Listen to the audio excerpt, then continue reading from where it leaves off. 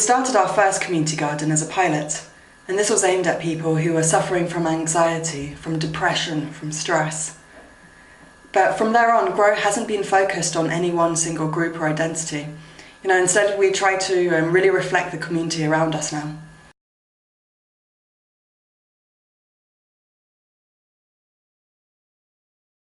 We have no electricity on the site, and we have minimal water use.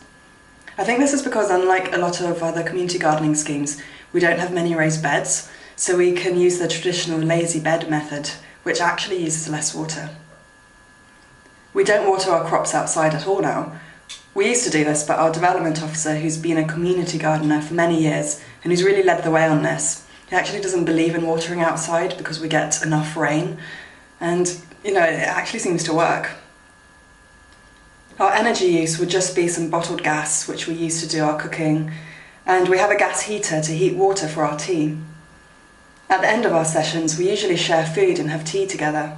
At probably every other session, we do a little bit of cooking of some description. Our work provides people with food that they wouldn't otherwise have access to. We're helping people to develop the skills to do some of this themselves back in their own homes, even if they only have a little bit of outdoor space or a small garden to work with.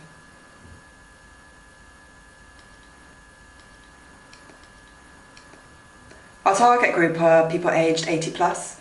Like the oldest person we're working with at the moment is 95 years old. We don't at the moment target children, although we do involve them in some of our activities. So I come from an adult education background, and as a result I really focus on trying to value everyone's experiences here. There's something very levelling about growing together, trying to figure out what works and what doesn't, and how you can improve what you're doing. We've recently had a couple of asylum seekers working with us, and there was a real exchange of skills. They taught us some growing skills, and we helped them to improve their English. We work with around 90 people a week and their families. And what you find is that there's a lot of learning and connecting, and there's a lot of fresh food that is going to houses who wouldn't normally have access to that kind of food. There are a lot of people in the area who are on tight budgets. This is an area of high deprivation. You get a lot of Icelands, and you get loads of fast food joints.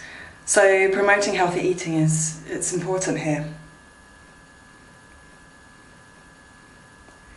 We're coming to the end of our funding. We're funded by the Big Lottery to do this project with older people. If we had more money, we would, there's a million and one things we could do. Like, we'd love to create a food co-op. We'd like to help the City Council develop their food strategy.